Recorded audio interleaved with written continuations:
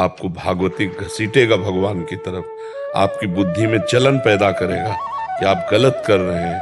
अगर और नाम बढ़ा दें तो पाप और पाप की प्रवृत्ति दोनों का नाश करके वो सच्चिदानंद सुख, नाम कभी नष्ट नहीं होता।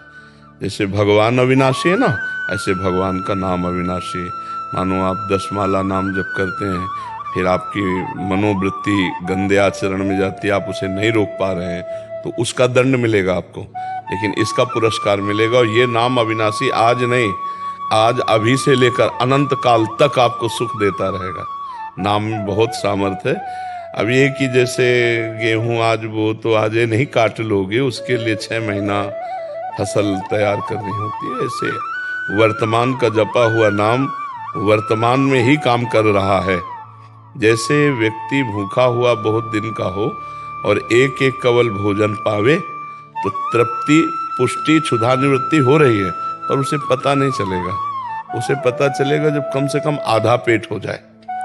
ऐसे ही हमारा भजन जब कम से कम 12 घंटा होने लगे, तब हमारी समझ में आएगा कि भजन का आनंद क्या है।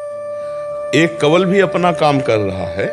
ऐसे एक एक नाम जो जप कर रहे हैं तो संसार से निवृत्ति, परमात्मा के स्वरूप का ज्ञान और प्रेम, ये तीनों बराबर बढ़ते हैं। लेकिन पता तब चलेगा जब आधा पेट कम से कम भोजन हो जाए। ऐसे कम से कम आधा समय हमारा भजन में जाने लगे, 12 घंटा उठते बैठते चलते फिरते भगवान को, तब उसको समझ में आएगा। नाम अविनाशी, इसका कभी नाश नहीं होता। इसको खूब जपो और कोशिश करो कि हमारे द्वारा कोई पाप कर्म ना हो। अगर भूल चूक से हो जाते हैं तो भगवान से प्रार्थना करो कि आगे बार हमको सामर्थ्य दो कि मैं अगली बार ना कर पाऊं। भगवान ऐसी कृपा करेंगे। हम लोग बहुत फिसड्डी स्वभाव के हैं, जरा में फिसल जाते हैं। तो हमें थोड़ा ज्ञान हो भगवान के भजन से कि हमारा मार्ग क्या है, सुख क्या है, किसमें सुख है, तो हम सही मार्ग का चयन कर पाएं। पर बड़े बड़े ज्ञानियों को भी फिसला देती है, ऐसी भगवान की माया है। चूक हो जाना कोई बड़ी बात नहीं है, चूक सबसे होती है, लेकिन बार बार चूक होना है नहीं। चूक सबसे होती है, लेकिन बार बार चूक होना, फिर वो चूक ना होकर वो अपराध बनता है। मतलब एक बार हमसे तो चूक हो गई तो राहती न प्रभु चित चूक किए की, करत सुरति सयबार ही की। प्रभु अपने जनों के द्वारा चूक हुई को हृदय से नहीं देखते। उसके हृदय की बात को ये करना नहीं चाहता था, पर मेरी माया की प्रबलतावश चूक। लेकिन बार बार को चूक नहीं कहते, बार बार को अपराध कहते हैं। तो हमें लगता है आप कोशिश करो कि जिन गलतियों को आप जानते हो उनकी पुनरावृत्ति ना हो।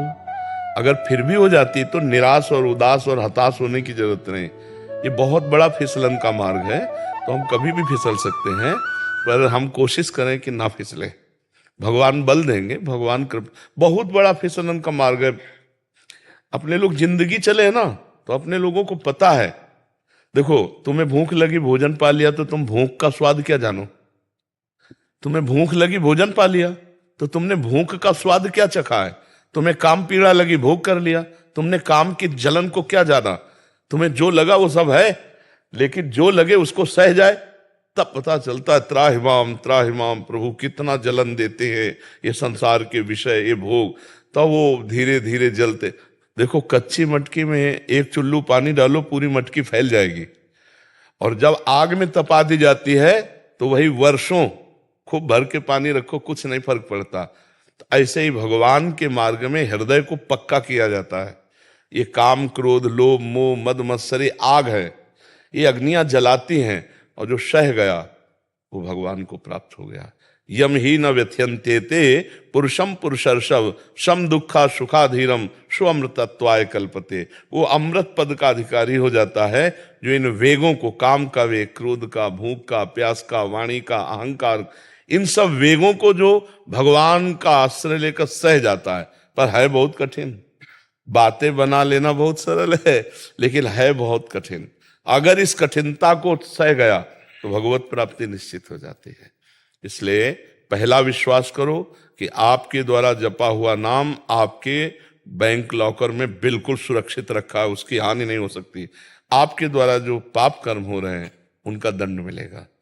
और उनका दंड बड़े सम्मान से मिलेगा। देखो, बड़े आदमी का अगर कोई सबसे बड़ा पदाधिकारी हो और उसके परिवार के सदस्य से गलती हो जाए तो बहुत कुछ उसे सुविधाएं मिलती हैं। ऐसे हम सबसे बड़े प्रभु के हैं। अब अगर हमें गलती भी होगी ना तो हमें बड़ी सुविधाएं मिलेंगी। जैसे काशी में एक प्रिया प्रीतम के उपासक रहते थे, वृंदावन के प्रिया प्रीतम। वो कभी विश्वनाथ जी के दर्शन करने नहीं जाते थे।